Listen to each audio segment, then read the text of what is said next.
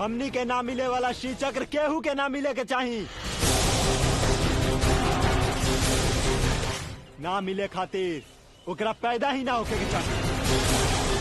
वो पैदा ना होके खातिर ओकरा के पेट में पाले वाली लाली के मरे के हुई।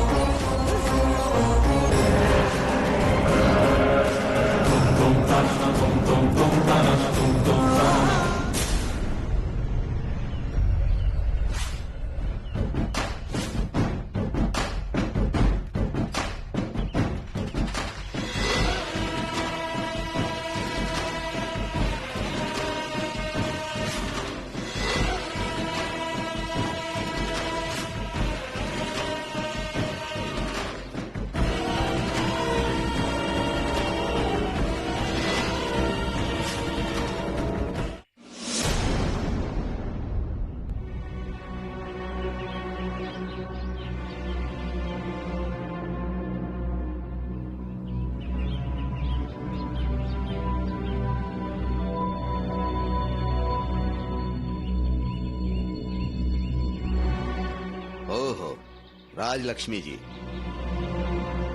लाली, शेखर सब केहू इकट्ठे आइल बा। का बात बा? कोनो कुछ नया समाचार बा? आई आई राजलक्ष्मी जी, आवा। शेखर, लाली, आवा। ना शास्त्री जी, हमनी रउआ पास मेहमान बन के नहीं आई, न्याय लेवे आइल बानी। न्याय लेवे? न्याय लेवे खातिर यहाँ केकर न्याय खातिर आइल बाड़ा? हमनी के शास्त्री जी, हमनी के साथे अन्याय हुआ। तोहनी के? केकरा से? राउर बेटा से।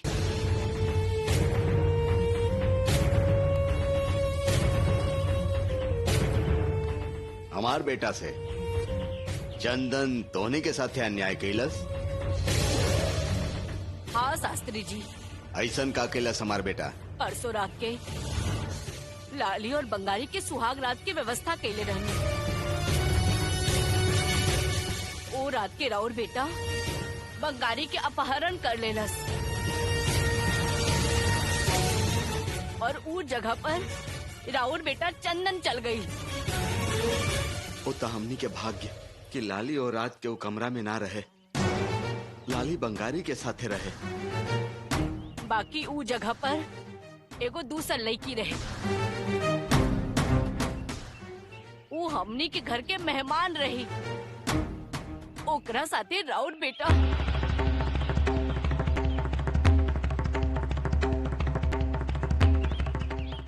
हमार बेटा?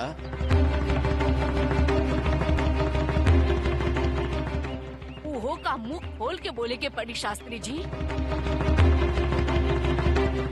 सुहाग रात वाला कमरा में राउर बेटा आयल रहे। ओही जाऊ लाली के जगह पर देविका रहे। ई बात सच है। बाकी अब पूरा गांव में ई बात के हल्ला हो रहल बा। शादी ऊ बंगारी के साथ भई और सुहागरात चंदन के साथ। पूरा गांव के लोग ये बात हमरा से पूछ रहल बाड़े शास्त्री जी। हमार मान मर्यादा पूरा गांव में नीलाम हो रहल बा। कितना घटिया काम केले बा शास्त्री जी राउर बेटा। राउर सम्मान बढ़ावे वाला बा का ही काम? राउर बेटा होके भी ऐसा काम कर सकत बा? हमनी के मान मर्यादा से जीवे वाला लोग हैं शास्त्री जी। हाँ हाँ हाँ।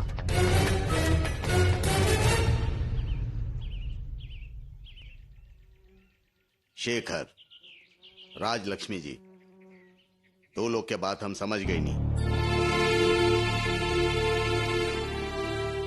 लेकिन हमार बेटा विद्यावान संस्कारवान बा। वो ऐसा कैसे कैले हो कि हमरा विश्वास नहीं होत। लेकिन राउर बात के नकार भी नहीं की सकता।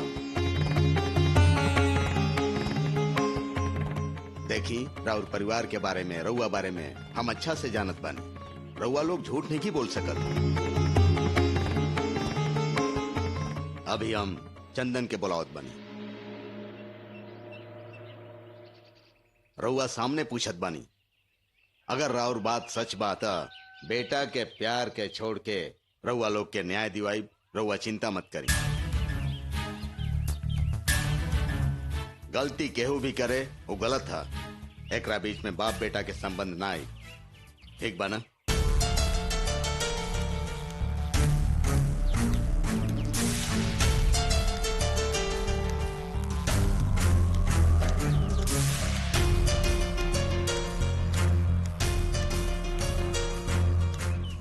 चंदन,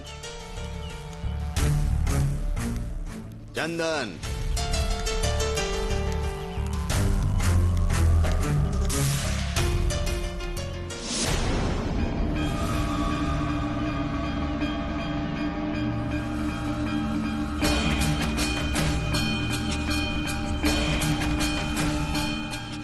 काहे बोलाई नहीं? हाँ,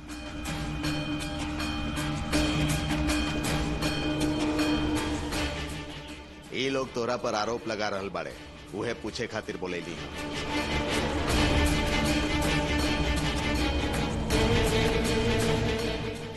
का आरोप भाई लोग के? काल रात के तू इनका घरे गेल रहला का? हम काहे जाए? वो इनका घर पर, हमारा कौन काम बा? प्रश्न के प्रश्न उत्तर ना होला चंदन, उत्तर द। तू ये लोग के घरे गई रहला कि ना? ना, हम ना गइल रहनी।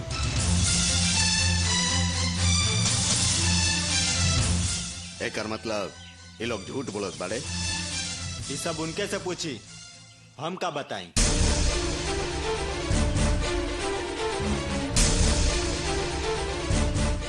ये हमार मान मर्यादा के सवाल बा चंदन, ठीक से उत्तर द। इनका हिसाब से तू काल रात के इनका घरे गई रहला, ये लोग के पता ना चलल और तू रात के सुहाग रात वाला कमरा में रहला। सच बा का? हमरा कोनो दोसर काम नहीं खे का? कल रात हम कहीं ना गइल रहनी। शादी जवन दिन तय भइल रहे वो दिन ही हम इनका घर गइल रहनी। ओकरा बाद हम कदम भी नहीं रखले। सुन लेनी राजलक्ष्मी जी, ये कह रहा बा कि हम उन्हें गइल भी नहीं की। रउआ का कहत बानी? झूठ,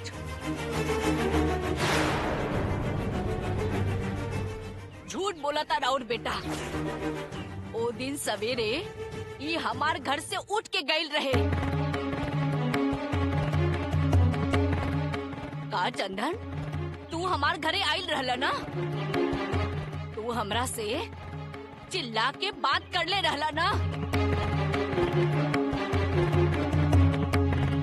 सच बोला ना तो तहार जीभ कट जाई। सच काहे नहीं खा बोलत? जबान संभाल के बोला।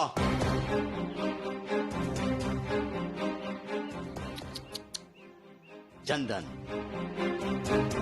वो तोहरा से बड़ बड़ी, मर्यादा में रह के बात करा।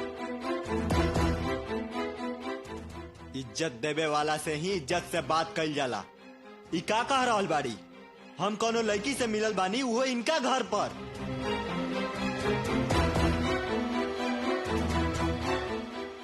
लागत रउआ चक्रपुरी में नैतिकता मर गई बा। अनैतिक काम हम ना तू कैले बाड़ा चंदन। हमनी के घरे बिना बतैले आके हमनी के पूरा गांव में बदनाम कर देला। और अभी देखा कैसे सबके सामने झूठ बोल रहल बाड़ा। कैसन बेटा पैदा कैला, एकरा झूठ बोले के हिम्मत कैसे हो रहल बा? संयम संयम राजलक्ष्मी जी। हाँ, यही तनी गुस्सा वाला बा। हम बाद में पूछा, बरुआ चिंता मत करी।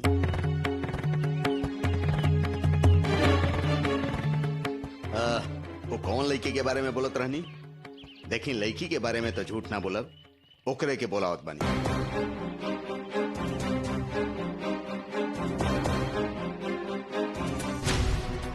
अच्छा वैसे वो लड़की के रहे कहत रहनी? शास्त्री जी अरिहंतपुर के देविका कादम्बरी देवी के साथे मंदिर में भी आयल रहे। आज तो वो दोनों रउआ घरे भी आयल होखी।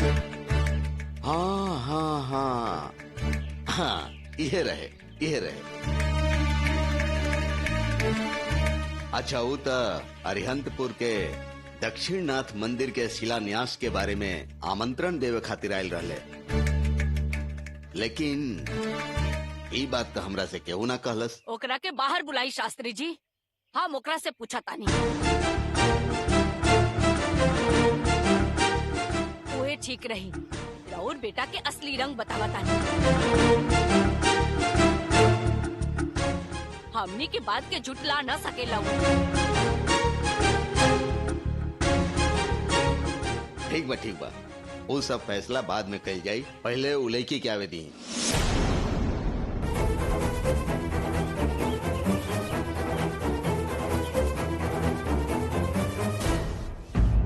हाँ वो देखिए आ गई।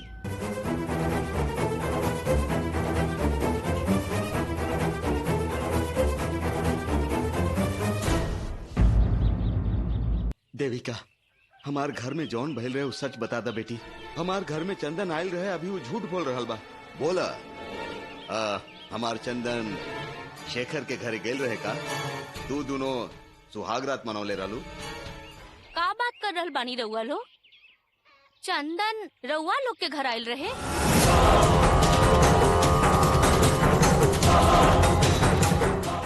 हम ये बोली का?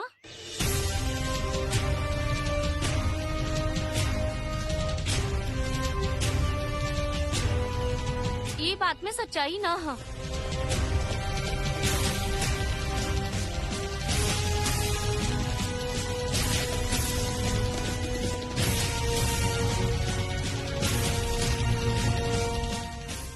रउए बात मान के हम शेखर के घर वाला के सामने झूठ बोली। राउत बेटा के इज्जत भी बचैले बनी। अब बताई कि हमारो बंगारी के शादी कब करवाई? जबान देनी तो बात खत्म हो गई देविका। तहार और बंगारी की शादी हुई, लेकिन बताई कब? बहुत जल्दी। हमार और बंगारी के शादी होके के चाहिए। याद राखब लाली के मार के भी रउआ हमने के शादी करवाई, ये बात कह ले रही। अगर अपन जवान से फिसल जाई तो हम अपन मान मर्यादा भुला दे, रउआ के रास्ता पे लाके खड़ा कर दे। याद रखिए।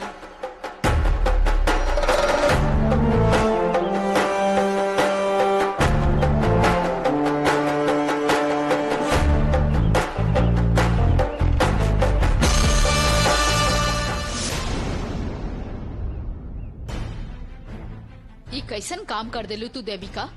तहरा अकल नहीं का? हमने का करे आइलनी, तू का कर देलू? हम का जवाब देव तार पिता के? ये लोग के हम ऐसे ना छोड़ब। अगर ये लोग शादी के बाद से मुकर जाइए ना तो पूरा अरिहंतपुर में तहलका मचा के रख दे। तहार का मतलब हम अब वो चंदन से शादी करी का? ये कहा देविका कैसन बात करत अरू? हम यही खातिर लड़त अनी उ लोग से और तू शादी ही ना करबो? रउआ तैयार कैनी हम, लेकिन हम ओकरा से कब्बो शादी न करब, ये फैसला हम ले लेने बानी। समझ गई नी? मतलब का करे वाला बाड़ू तू? हमरा के उ चंदन पसंद नहीं के कह देत बानी। पसंद नहीं के तका तहरा ये शादी करही के पड़ी। हमरा के बंगारी से प्रेम हा, हम ओकरे से शादी करब बस। लेकिन ये नहीं हो सकत देविका। बंगारी के शादी हो चुकल बा और तहार मिलन चंदन के साथे हो गइल बा। हमरा के ई घर वाला लोग धोखा देले बाड़े। हम उ लोग से ई बात के बदला लेके रहब।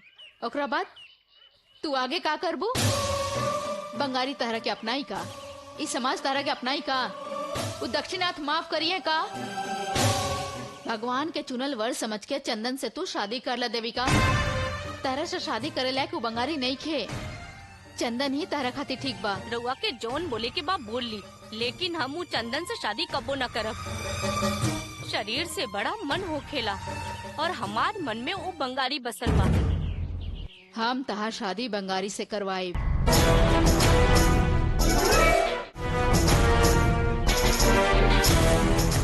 हम जोन कहब करी है। शास्त्री शास्त्री जी के बात पे विश्वास करके एक बार धोखा खा ले बानी। हमरा अब केहू के बात नहीं खे सुने के। का बात करता नहीं रहुआ? ये घर के होखे वाला बहू हिया, एकर शादी बंगारी से कैसे करवा दे? देविका, अगर तू हमार बात सुनबो ना तो लाली के मरवा के भी बंगारी से तार शादी करवा देब हम।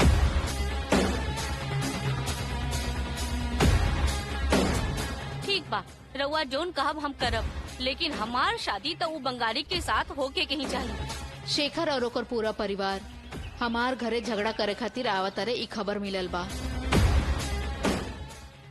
तू उनका सामने एगो झूठ बोल दा। चंदन शेखर के घरे ना गेल रहे, ई बात के झूठ। ऐसन कह देबू तो चंदन के मर्यादा बच जाई, लेकिन हम ई ना मानब। देविका, अभी तक हमने बहुत पाप कैले बानी, अब आगे तो इंसान के जैसे जिए के चाहिए। हमार फायदा होखी त हम कोनो भी पाप करे खातिर तैयार बानी। हमार शादी वो बंगारी से ही होखी, चंदन से ना। बंगारी खातिर हम कुछ कर सकतानी। देखी कादम्बरी जी, राउर बेटी जिद कर ले बिया, वो जौन सोचले बिया वो करके ही रही।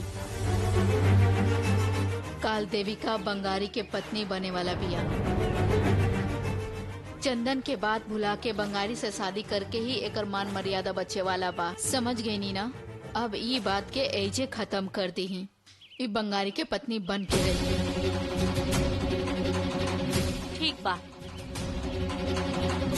हमके ई मंजूर बा, लेकिन हमार शादी बंगारी से होके के चाहिए।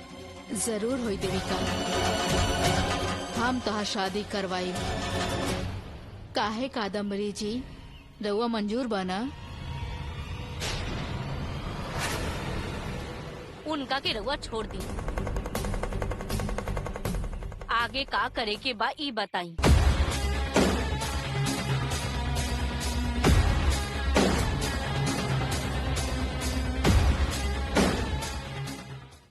देखला शेखर, वो तो कह देलस कि तुहार घर में चंदन ना आयल रहे।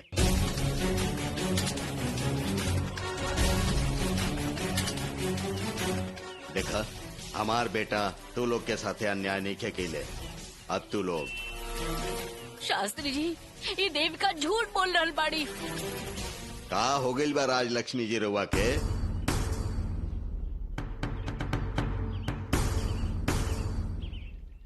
चंदन बोलत रहे कि रउआ घरे निके गइल तो रउआ कनी झूठ बोलत बा। ठीक बा, अब वो लड़की भी कहत बिया कि चंदन रउआ घरे ना गेल रहे तो वो झूठ बोल रहल बिया का?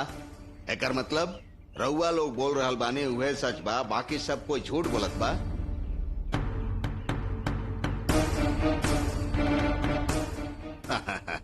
देखी राजलक्ष्मी जी, अगर रउआ लोग के बात सच होखे तो हम रउआ पक्ष में न्याय करती, लेकिन ऐसन भइले नहीं खे। रउआ लोग कहत बानी कि लड़की के साथे अन्याय भइल बा, लेकिन ये लड़की खुद कहत बिया कि एकरा साथे अन्याय नहीं खे भइल। बोली हम का करें? ना, ये सब लोग मिलके नाटक कर रहल बाड़े, धोखा दे रहल बाड़े। ई का शेखर, ई तू कैसन बात कर रहल बाड़ा?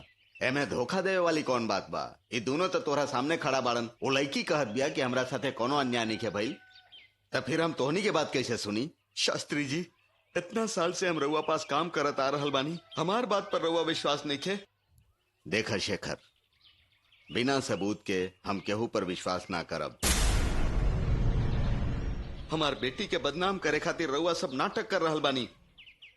ना छोड़ब, हम केहू के ना छोड़ब। रउआ सबके बताइब हम। लाली चला बेटी, माँ आवा, चला।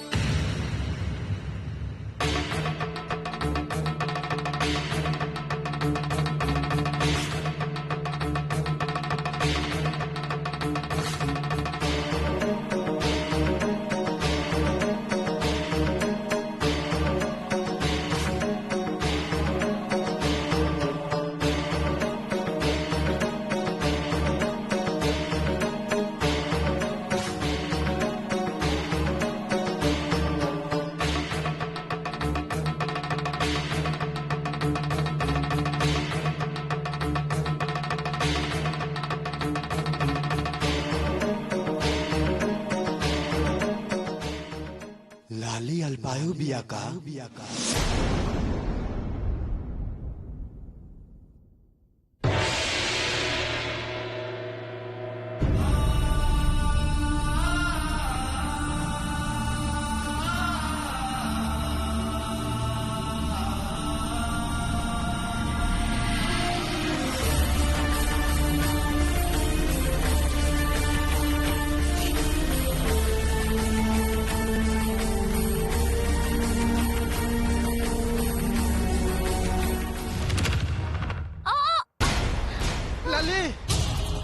का भइल लली? का भइल? पैर लचक गई हो। हमेशा कुछ न कुछ करत रहेलू, देख के चले के चाहिए ना। दर्द होता?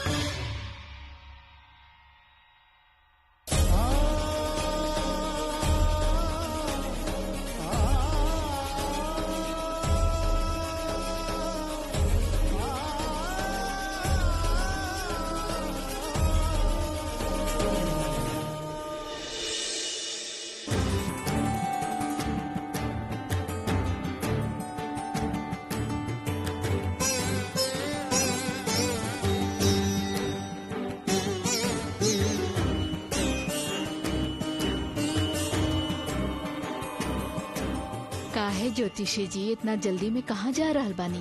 का भइल? कौन बात के डर बा? माता श्रीमती, आज हम चक्रपुरी के चरित्र ग्रंथ पढ़त रहनी। लिखल बा कि लाली अल्पायु बिया। लाली के कब का हो जाई सोच के घबरा रहल बानी। यही से रउआ से मिले आ गई। एकर मतलब का बा हमके बताई रहुआ। लाली के आत्मा के अवधि खत्म होखे के बाद जाए के ही पड़ी ना ओके।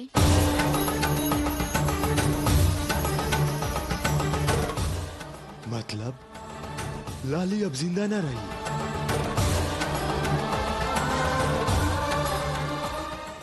ओकर जवाब तो रउआ पास बा ना।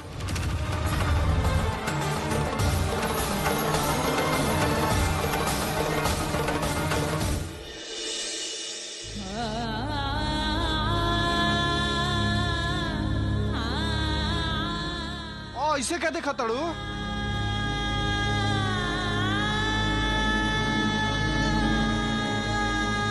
हमके थोड़ा भी दर्द होखेला था, तहरा बर्दाश्त ना होखेला ना बंगारी?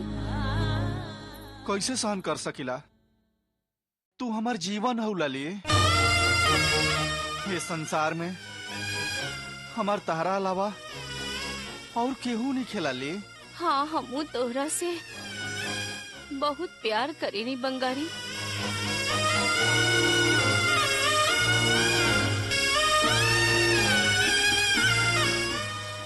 एक किताब में लिखल बा कि सुंदरी अल्पायु बिया। ओकर आत्मा ही तो लाली के अंदर बा। तब फिर सुंदरी ओ दिन ए परेशानी से बच के आ गई रही, तब वो ओकरा 1 साल के अंदर मरे के रहे। उहे सुंदरी के आत्मा लाली के अंदर बा। अब सुंदरी के आत्मा के समय पूरा होके वाला बा। मतलब कि लाली अब हमनी के छोड़ के चल जाए। लाली, तू हमरा के छोड़ के तना जेबू ना? ना बंगारी, हम काहे तहरा के छोड़ के जाई? मरे तक हम तहार साथ देहब। मरे के बात मत करा लाली। तहरा मरे से पहले हम मर जाइब। तहरा बिना हम ए दुनिया में एको दिन न जी पाइब। तू बाड़ू तो हमार हिम्मत बा। पहले लोग हमरा के बुद्धू बुद्धू कहत रहन।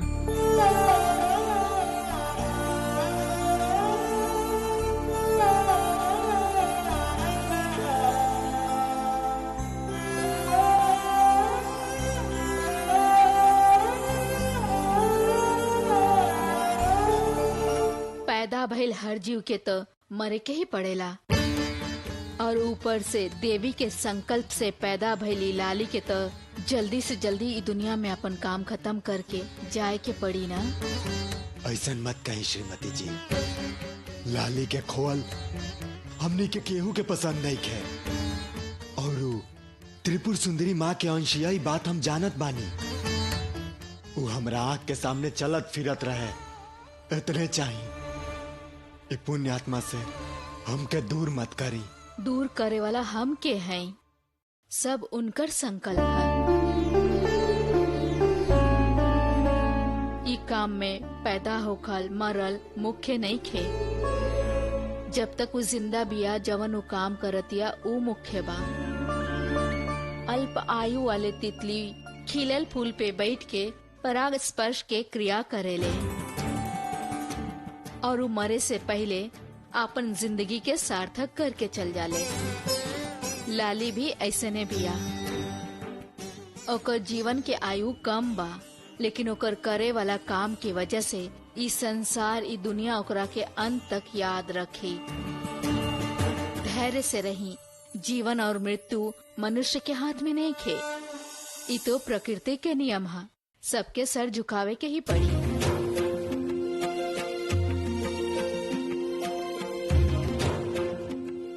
तारा हमार जीवन में आवे से हमार जिंदगी में बदलाव आ गई। पहले से ज्यादा हमरा में हिम्मत आ गई। जहाँ तू रहबो हम उहे रहब, अगर तू न रहबो तो हम न रहब। तू जहाँ रहबो हम उहे रहब। अरे बुद्धू राम, हम तोहरा के छोड़ के कहीं न जाइब। तू इतना काहे रो रहल बड़ा, इतना दुखी काहे हो रहल बड़ा? लाली, तू जहाँ कहीं भी जेबू हमरो के लिए चलबू ना, जिंदा रहला पर भी और मरला पर भी।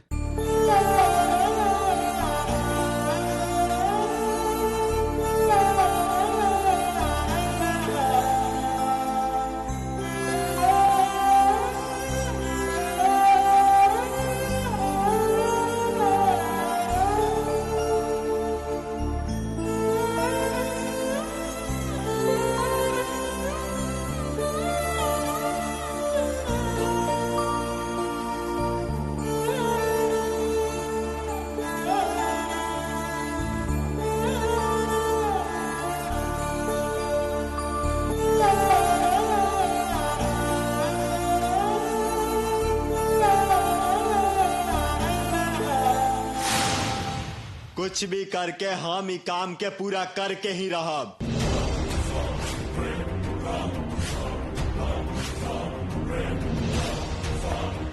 ई प्रयोग में हम जीतब तो लाली मर जाए।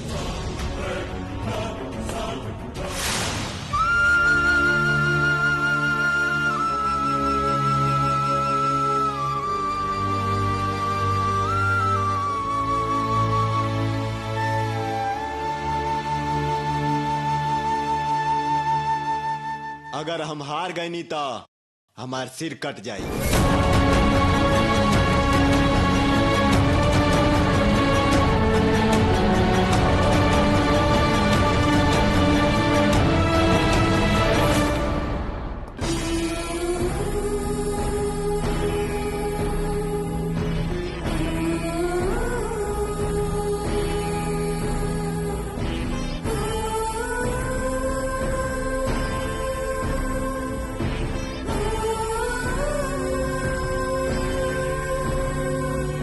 अगर हम हार गए नहीं तो हमार सिर कट जाएगा।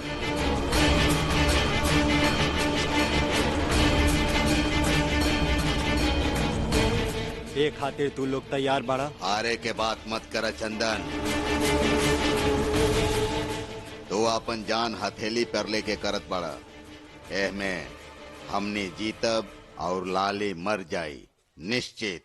काल अमावस हा, काल करे वाला काम हम समझावतानी। ओकरा खातिर तैयार होके आवे के पड़ी। ओकर जौन नियम बा के पालन करे के पड़ी। काल हमने सब लोग के इहे मिले के बा। काल हमी वंशनाशक प्रयोग के शुरू करे जा रहल बानी।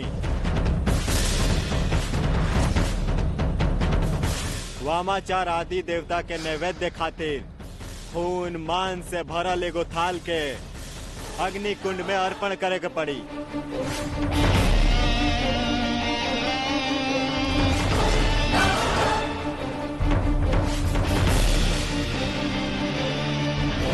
बाद में गड्ढा खोदल जगह पर जाके हमनी के चारों आदमी के अपन रक्त अर्पण करेगा। वही से हमनी के चारों के शक्ति के संचय करके उस शक्ति के शक्तिशाली बनावे के होई।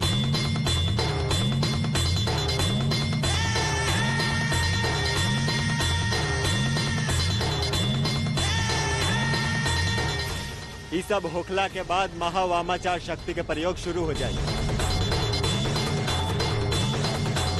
सामग्री के व्यवस्था करे खातिर सूर्यांशु के मदद ले सकेला।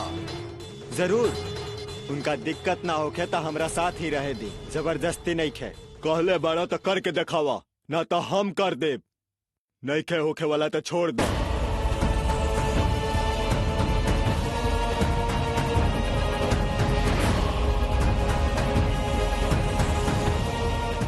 समुद्र में जाए पर जहाज पर विश्वास करके जाए वाला हम ना हैं। अपन तैराकी और अपन हाथ के शक्ति पर विश्वास करके ही उतरे। तू रहबा चाहे ना रहबा तब वो ही काम होई। लेकिन एहमे चारों आदमी के सहायता चाहिए। वो चारों लोग में बस तू ही बाड़ा एगो। तो हम ना रहब तो काम हो जाई ना। वामाचार शक्ति में भाग लेबे के कहनी है सूर्यांशु। प्रयोग में रहे के ना। ये प्रयोग में चारों लोग के खून के अर्पण होके के चाहिए। तारा रहे के पड़ी। बहुत भाग्य से हमनी के चारों लोग यहाँ बानी। ये में चारों में से केहू बच जाई तो ये काम ना होई। याद रखिया।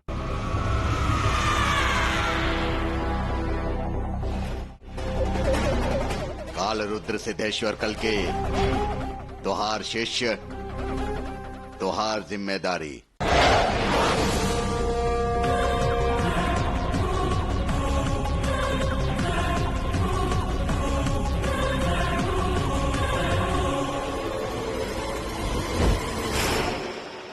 ओहो ज्योतिषी जी, एने काहे आइल बनी? लाली घर पे बिया का, ओकरा से तनी बात करे के बा। ओकरा से रउआ के का काम बा? ओकरा से का कहे के चाहतानी? हमरे से कहा जे कहे के बा। ना बुला सके नी कह देनी ना एक बेर। हम ई बात ओकरे से बता सकत बानी। ओकरा के तनी बुला दी। ओकरा दोसर क्षेत्र के दर्शन करे के बाद कह के नाच रह गया। ई सब रउए ओकरा कहले हो खब। ऐसा नहीं खे माँ। रउआ ना ता फिर तके ओकरा के कहले बाद दोसर क्षेत्र के दर्शन करे खातिर रउआ जकरा पैर पे रखे के कहब उ ओकरा के माथा पर राखी। का दोसर क्षेत्र के दर्शन करे? पता ना माँ, हम ओकरा बारे में कुछ नहीं जाना। झूठ मत बोली ज्योतिषी जी। राउर बात के ऊ भगवान के बात जैसन माने ली। राउर कहल बात के ऊ भगवान के बात मानी। देखी ज्योतिषी जी, अभी हमनी सब बहुत आराम से बानी। फिर से हमनी के दिमाग मत खराब करी। जाई एहिजा से। ना माँ, आहू लाली एहिजा कोनो लाली फाली नहीं खी जे ओकरा के ढूंढ रहल बानी। जाई एहिजा से। लाली चाहिए, लाली चाहिए।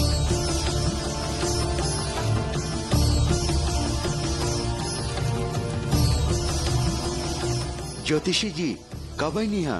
अब ये जा रहल बानी? अभी आई नहीं है शेखर।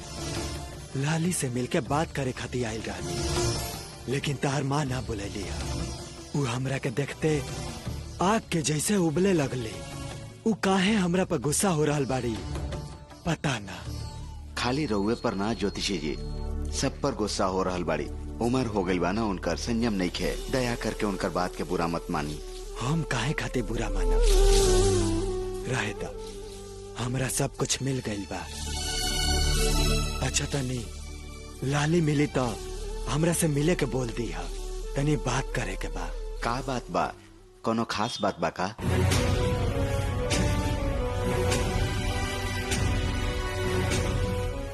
लाली के अंदर के आत्मा के समय खत्म होखे वाला बा। ओके जाए दी ज्योतिषी जी। काहे इतना दुखी बानी ज्योतिषी जी? कोनो समस्या बा का? ऐसा कोनो डराए वाला बात नहीं है शेखर।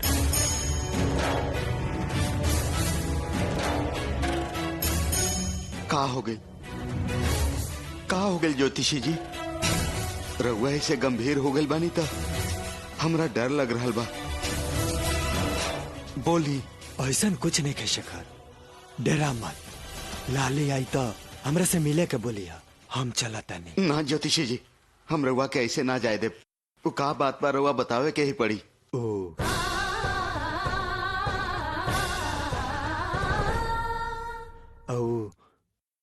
सुंदरी के ही जैसे लाली भी अल्पायु बिया।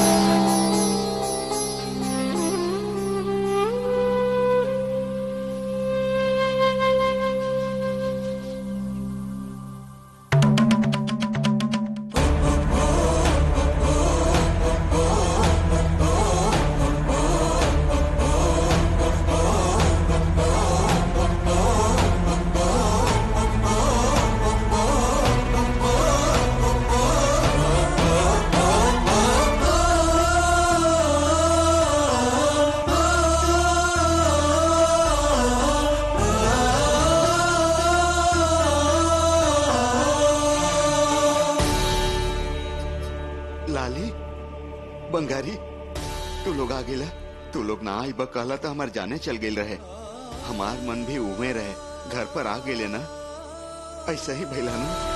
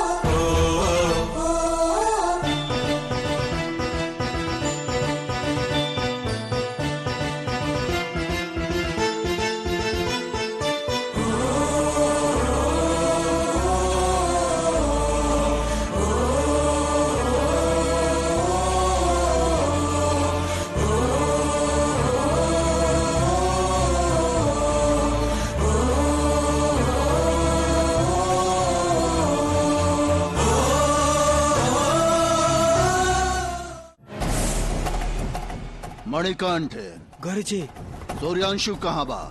ओ ओ ओ उता सवेरे से दिखाई निखन दे रहा गुरुजी। इतना देर हो गई, हमारा से काहे ना बतैला? रुआ सवेरे से क्षुद्र उपासना में लगा रहनी, परेशान ना होगी ऐसे ना बताओ नहीं। ऐसन बात बा, तारा से कुछ कह के गई हो? ना गुरुजी, कुछ ना कहलन। गुरुजी, अगर रउआ कहीं तो हम एगो बात पूछी का? हमारा से बात करे खातिर तारा आज्ञा चाही का मणिकंठ? तो हमार मुख्य शिष्य हवा, कहा का बात बा? गुरुजी, लागत है सूर्यांशु अभी बहुत कुछ अजीब रहस्य वाला काम करे वाला बा। आधा रात में कहीं जाले, फिर हमने के पता भी ना चले, ऐसे आके सुत जाले। हमरा पर गुस्सा करत रहेले। वो दिन एगो छोट बात पर हमरा से झगड़ा कर लेले। रउआ से बताइब तो रउआ पता ना का सोचब। यही से हम चुप हो गए नी गुरुजी। वो कुछ अलग करत बाड़े, बाहर से दिखावे खातिर कुछ और बाड़े, लेकिन अंदर से कुछ और ही बाड़े। लागेला हमेशा उनका अंदर आग के गोला धधकता गुरुजी। एगो तांत्रिक हमेशा एगो धधकता के गोला जैसा नहीं होखेले मणिकंठ। एमे ऐसन का खास बात बा? वो दूसरा खातिर गुरुजी, लेकिन अपन खुद के गुरु खातिर तो गरम गोला ना होके के चाहिए।